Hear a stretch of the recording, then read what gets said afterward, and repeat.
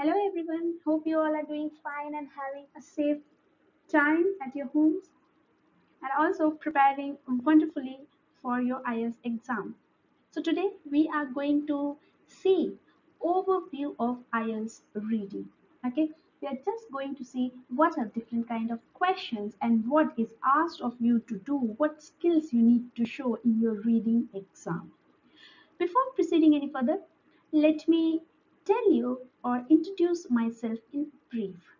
This is your sister Anshu here with you again to assist you with your IELTS endeavors through thick and thin. I myself have aced IELTS with ease scoring perfect 9. Yes, perfect 9, not one but twice. I have done academics as well as general so that I know what strategy should be thought or what I can guide you better way. If I have already taken both exams, it becomes more easy for me to guide you in the best way to get band 9 just like me. So do not forget that I am not just bluffing around these answers or these tricks. I am telling you the proven methods which I did for my preparations and scored 9 both the times in all the modules. And I now am trying to help you with these strategies and these informations to rise and shine. So don't forget to subscribe to our channels, YouTube channels. We have two, so subscribe both. And of course, press on the bell icon to receive timely notification of the latest videos whichever we upload. If you have any suggestion for next topic of discussion, then let me know by commenting below in the comment box. Even if you have nothing to say, then at least support our Mission IELTS with a like on the video and a thank you note down in the comment section showing your appreciation. I have already covered many topics so far on different IELTS modules, so go ahead and embark upon your journey of IELTS discovery. Without further ado, let's kickstart our session for today, and that is overview of IELTS reading. So basically, what is IELTS reading? After you have completed your listening section, your listening module, the next module is your reading. Okay, so listening, reading, writing are done on one day and speaking on different days before or after. Okay, 7 days before your listening reading and 7 days after your reading listening. So you need not worry about speaking, you will have time, but these three come under 2.5 hours and you have to complete them. So you get 60 minutes to complete your IELTS reading. Whether you are writing general or academic, the timeline and the procedures are same. Okay, so you get 60 minutes, you get three passages. Okay, three passages in the order of the increasing difficulty level. Okay, so the first passage will be the easiest one and the third passage will be the hardest one. Do not worry, the hardest one doesn't mean that it is out of the world passage. It is just that when I compare to the first passage, it will be a little bit more difficult, a little bit more higher, or a bit longer maybe. Okay, so do not get worried if you see a long passage. It is just a long passage. You don't have to understand the words. We will discuss all these skimming, scanning, and reading ideas in our other videos. So keep a look on whenever we upload them. So here you just need to know that there are three passages that you need to tackle. For academic, you have three long passages, and for general, you get short passages that may be, for a passage one, there will be two different advertisements or journals. Okay, then second passage again will be a bit larger, but comparatively small when you compare it to academic ones. The third one will be the largest one. It will be a longer passage. So this is the way the passages differentiate between academics and general. And do remember that if you are writing computer or you are writing paper based, you do not get extra time to transfer your answer like listening. Okay, in the 60 minutes only you have to understand, answer, and write your answers for the passages and the questions. You do not get even 1 second extra to write down or copy down or correct your answers. So be efficient, be vigilant as and when you solve the answers. Write it down in your answer sheets so that you don't miss out any of the answers. So these are some silly things, but still you need to have a eye on them, or else you may lose that 9 or even 1 mark, because each point 5 or each point 1 counts a lot in IELTS.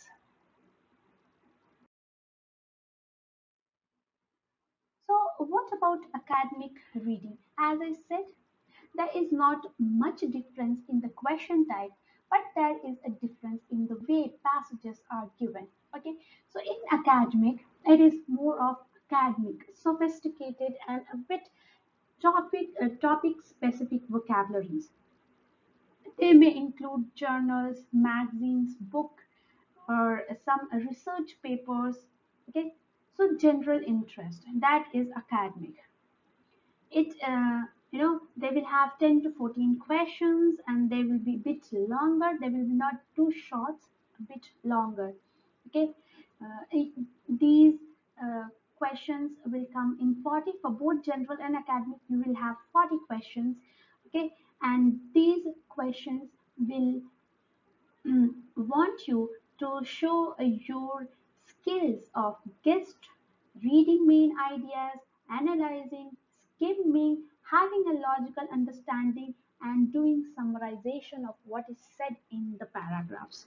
Okay, so we will see each of these skills in different videos, because each one of them need a detailed explanation so that you may tackle the passages more efficiently.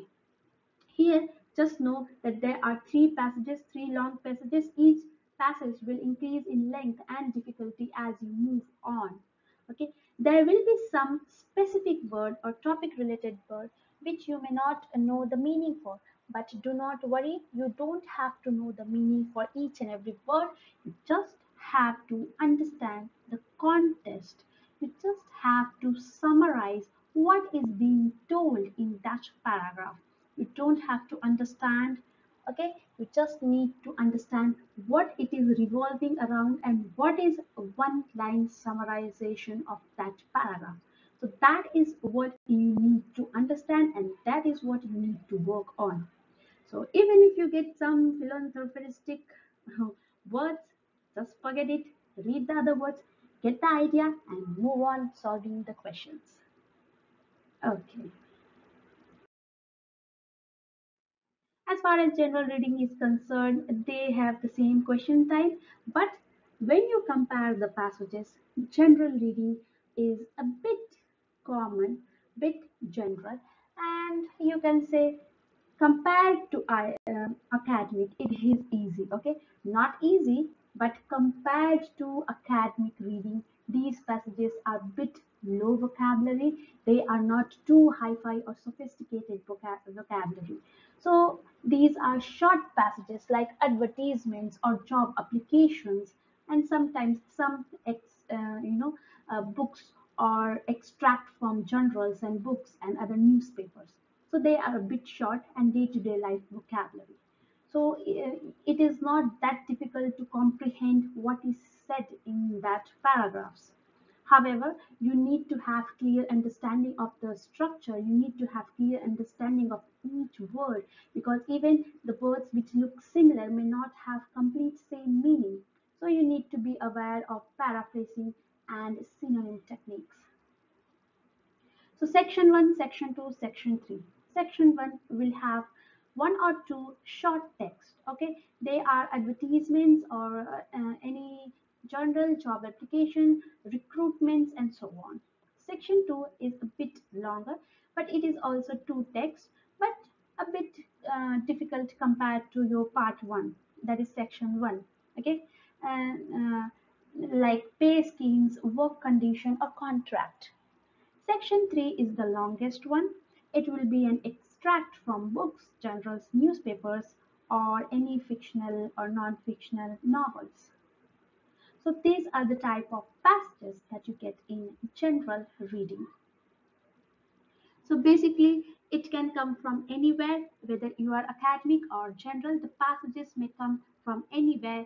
You don't have to worry about that you don't understand the topic, you don't have the knowledge of that area.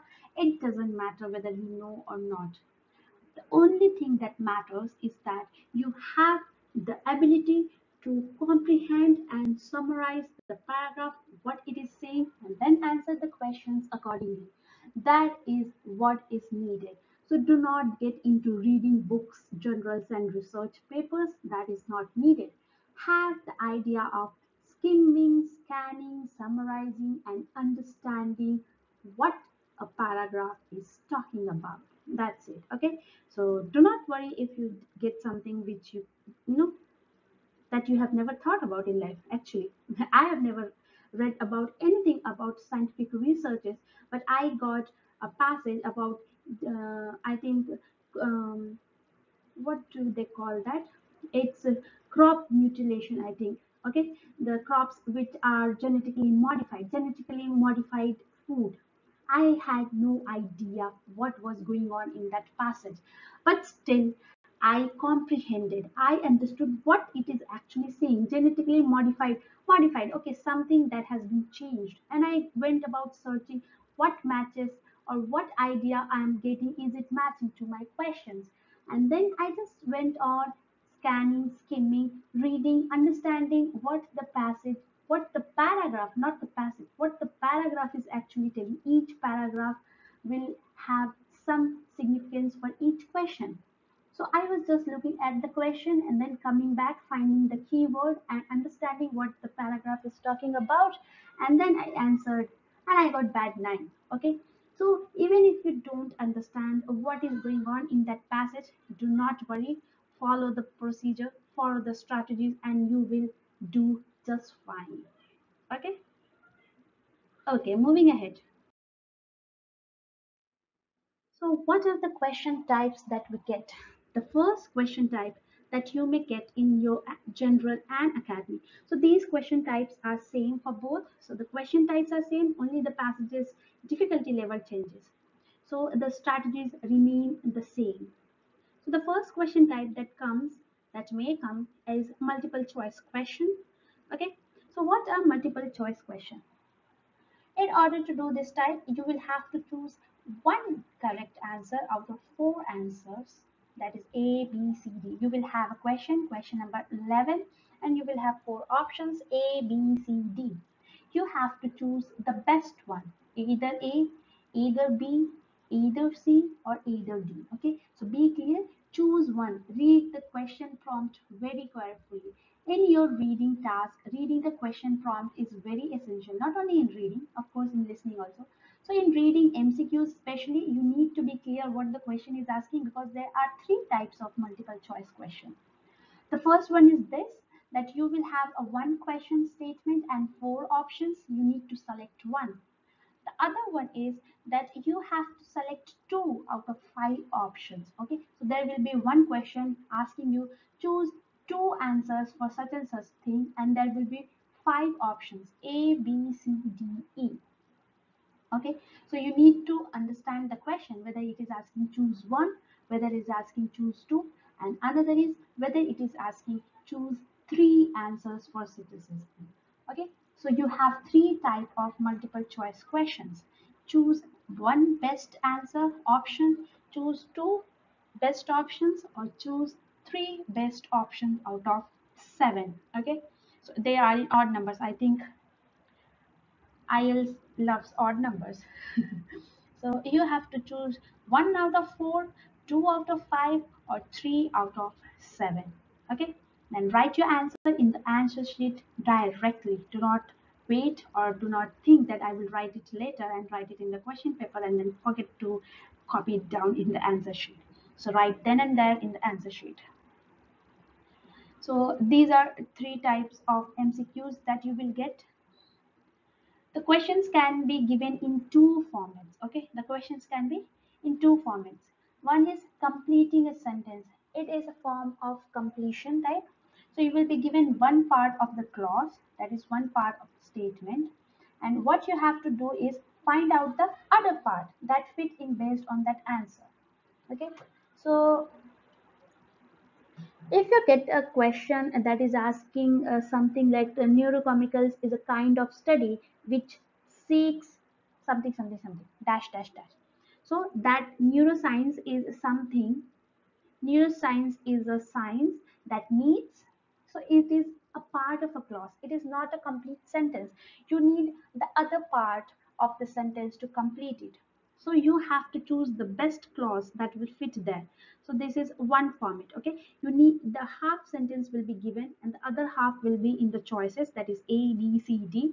You need to choose the best option, the best fitting clause, and fit and complete the sentence properly.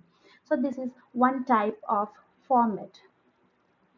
The other one will be this, the 2 and 3, where you have to choose two options or three options. That will be like answering the questions. Okay, so answering a question.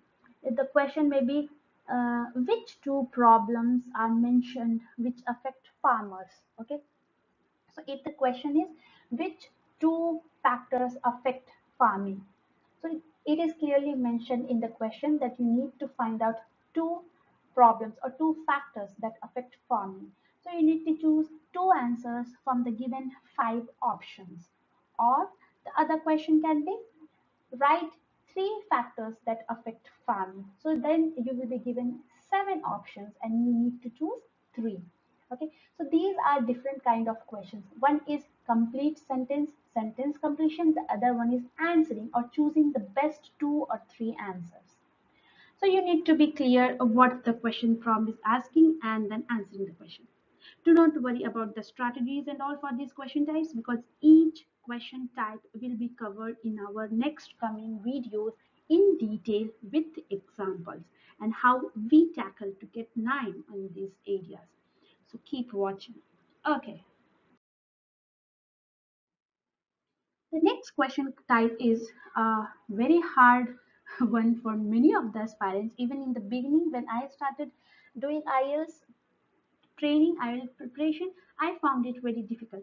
But when you understand the strategy, when you understand how to tackle and how to solve this, it becomes a piece of cake. And trust me, it is a piece of cake if you know proper method. So it is not only about hard work, as I say, it's also the smart work. Do not do hard work all the time. Do some smart work also in this technological world. Do some hard work, but combine it with some smart work to get the best result. So I did hard work for 2 months, got nothing. But the third month, I started doing smart work, and now here I am teaching you all the strategies. So do combine your hard work with smart work. Okay, chit chat is done. So let's move on. So what you have to do in true false not given, as the question suggests, you have to read the question prompt and match it with the paragraph and say whether the question prompt is same as the paragraph. If it is same word to word 100%, it is true. If something contradicts or something is opposite to it, then it is false. And if any one keyword, okay, underline this, if even one single word is not present in the paragraph, either in paraphrased form, either in synonym, or any other way, if it is not mentioned in the paragraph, only and only then it is not given. Most of the time, people get confused with true and not given. So be clear that even if one word is missing, even one word that's a synonym or paraphrase version is missing in the paragraph, then that question prompt is going to be not given. So this type refers to, also called as identifying information, I think. Okay. So you will see a lot of statements and the question asks you, do the following statements agree with the information in the text? That is, do they agree, do they disagree, or they are not given?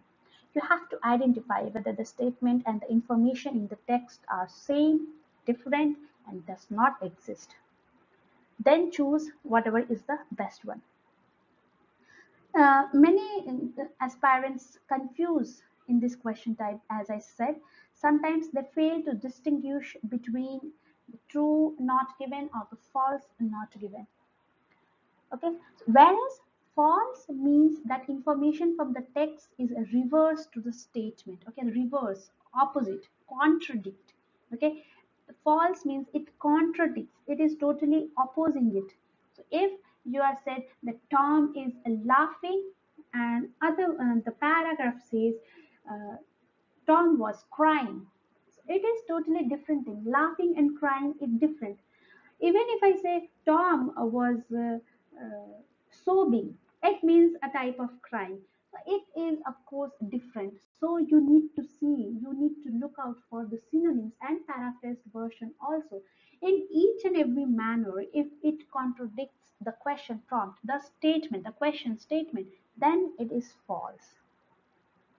For easier understanding, you can consider the statements do not exist in the test, and then only then it will be not given. Okay, nothing is mentioned about that. Tom is a boy. There is nothing mentioned in the paragraph that whether he was crying or whether he was laughing or whether he was jumping. Nothing. And it just said Tom is a boy. Whereas in this question prompt, it was saying Tom is laughing. Did they mention anything about laughing or playing or something? No. They just talk about Tom being a boy. So there is no mention of his feeling or his behavior. So when there nothing exists which has the same meaning, opposite meaning, or nothing at all, the word is not mentioned in any form, whether synonym or in paraphrased manner, then it is not given. Okay. The other similar one. The other similar thing that is same to true, false, not given, same strategy, same skills, and same way of tackling is that yes, no, not given. They are also called identifying a writer's claim. Okay, so you will be given a question, you will be given some statement and asked, do the following statements agree with the views or claims of the writer? If you see the identifying information asked you, do they agree with the information? Here they are saying, do they agree with the claims or the views of the writer? Okay, so that is only the difference, but the methods, the tackling, the strategies remain the same. In this type, a small note is that you also need to be very clear in terms no and not given, yes, true, false. Okay, so if in yes, in the question type yes, no, not given, if you write true, false, not given, you are going to get 0. So be clear whether the question has asked yes, no, not given or true, false, not given. Okay. So if you have read until the last question prompt, you will understand that whether it is yes, no, or true, no. In the beginning itself, be clear, or else while doing this, we have a habit that we do not write yes, no, not given most of the time, but we write true, false, not given. I have seen many of my paid students doing this mistake. They write true, false. They do not write yes, no, even for yes, no questions. So you need to be very clear and you have to understand what the question is asking you. And no and not given. Do not say no in the not given part, or else you will be confused or your answer will go down. And in this one, the skills for both true, false, not given and yes, no, not given, the idea is to identify. You have the identification skill or not. Can you understand? Can you comprehend? Can you contradict? Can you understand even if the opposite things are said or not? Can you find out? Can you identify whether the information was said in the passage or not?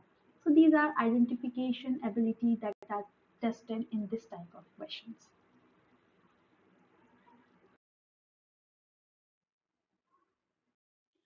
Moving ahead, the next question type are match the headings and sentence completion. Okay.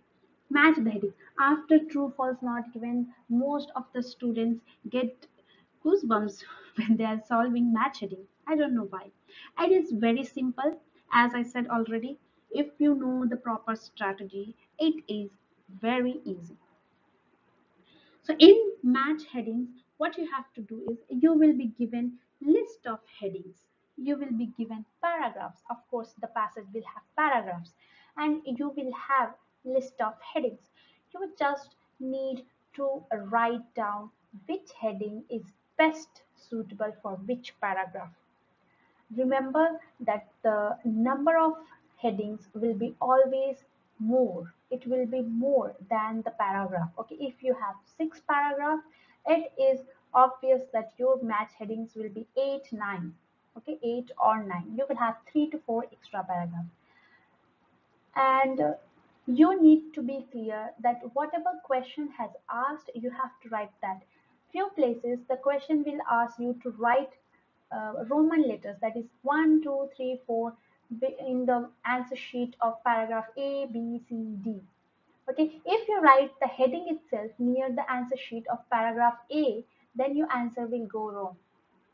Okay, let me clear it again. If the question has said you, it is always that you don't have to write headings in your answer sheet. You don't have to write the headings in your question, in your answer sheet. You just need to write the Roman letters or the paragraph numbers. Okay, sometimes you will be asked to write the correct paragraph A, B, C, D in front of the Roman numbers, or you will be asked to write Roman numbers in front of the correct paragraph A, B, C, D. So never write the heading completely in the answer sheet. And remember also that there is a slight difference when you're doing match heading in computer based and paper based. In computer based, you need to drag the headings and put it in the correct paragraph. Above the paragraph, you will be given a blank space. You need to drag the correct heading and put it and place it in that space above the paragraph. Whereas in paper based, you need to write down the Roman number 1, 2, 3, 4 or A, B, C, D, whatever has been asked. So this is the only difference while you are doing the CBT or the PPT. Okay, this was about match heading. You have to just pick out the best heading that suits in your paragraph. If you want to know the strategy for how to do match heading, do watch my video on the strategies and tips of how to do match heading in the most easy yet efficient way. Okay. When it comes to sentence completion, you will be given a sentence with a word missing in it. You just have to complete it. Okay? It will be an unfinished sentence and you need to complete it with the best word fitting in it. Do remember to read the question prompt. Okay, whether it is asking to give one word, no more than three words, or no more than two words, always in IELTS read the question prompt very clearly, because if you get the question prompt wrong, whether your answer is right, it is going to be wrong, because instead of one you may have written two, instead of 1, 2, 3, 4 you may have written ABCD. So just be clear, read the question prompt properly. So basically you will complete the sentence by filling in the gap with given numbers or words. Okay, either it can be a number, year, time, or it can be words. Pay attention that the words and numbers are taken from the text. Do not imagine or anything. Okay, if you have the knowledge on that passage, you know something, do not go with that. Just follow the passage. Whatever the passage is asking, just do that.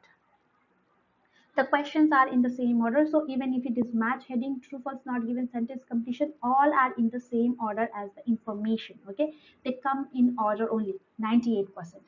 2% we cannot rely on IELTS, because 2% it may be not in order, but 98% time all the answers will come in order.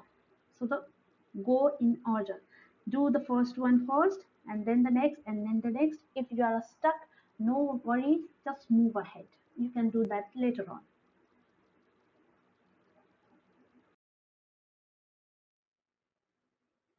The next question types are matching features, matching sentence ending, and match information. They have the same strategies. Okay, you just have to match, which just like match heading, you have to match the information. You will be given an information, okay, and you have to say which area, which paragraph has this information. So as I mentioned, Tom was laughing. Tom is laughing. So you have to find in the paragraph which is talking about Tom laughing or Tom doing anything. You have to find the keyword Tom and laughing in the paragraph. Whichever paragraph contains these keywords, you need to fix that and see whether it is the same, because number of paragraphs will have Tom, number of paragraphs may have laughing.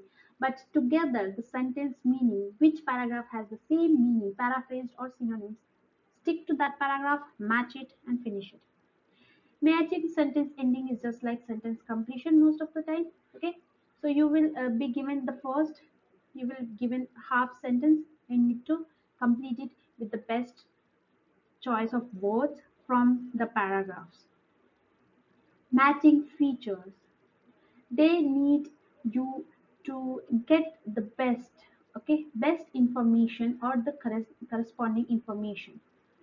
So for example, you may need to match various events to certain historical periods or series of accomplishments to the person responsible for them. So you may be given a certain type of people or certain identifications. You need to see which one is matching.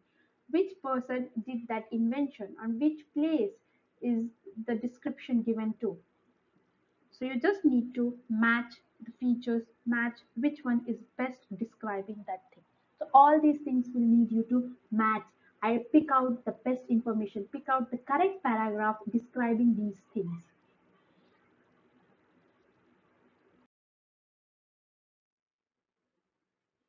Next is the summary note and table completion. These are also same. You will be given a summary, you will be given a summary, a note, or a table. There will be some fill in the blanks. You need to pick out the correct word from the paragraph and just write it. Most of the time, these are all paraphrased. The summary completion is completely a paraphrased para. Okay, so we will not have same word. Only the summarized meaning will be there. So you need to understand the keyword. Find out the keyword, match which paragraph has that keyword, and then thoroughly read it to get the best word. For this, the best strategy is that you must know whether you are searching for a noun, a pronoun, an adjective, an adverb, or verb, or anything. Okay, so part of speech has to be understood. Filling the blanks, the first thing you need to do is identify which part of a speech is asked or which must be put in that filler. Then look at the keywords. Find the keywords in the paragraph, pick the paragraph, read it completely, and then match or fill in the blanks with the appropriate word. When you do this, it becomes easy. It's the same for note and table completion, almost the same. There will be some information, but one information will be left out in the place, or it will be given a gap. You just need to find out which information in which paragraph, and it is just simply, most of the time, it will be just a synonym that you have to look out for. Flowchart and diagram completion is the same. There will be a diagram, there will be a passage. You need to understand where the diagram questions are coming, pick out the correct information and label it.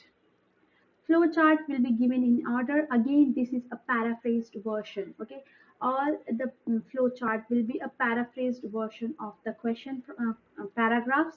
You need to understand. You need to understand what the paragraph is saying actually. Then only you will be able to write down the flowchart. So you cannot just pick out the words. It is not that easy. You have to understand the meaning of the paragraph so that you may find the best suitable word to fill in your flowcharts. Short answer one are the easiest one. Actually, there will be a question and you just need to answer. So in the question, there will be of course a keyword. Just find that keyword and answer the question. So this is according to me one of the most easiest one. Okay. So there will be many information in the text, but you need to pick out the best one. So these are different type of questions that will come in your IELTS exam of IELTS reading. Hope this was useful. You got a basic idea. Okay, so there are 10 to 11 type of questions in your IELTS reading. Okay, actually to be clear, there I think 11. Okay, if I'm not wrong, there are 11 question type. Each one has two or three have same strategies, other ones have same strategies.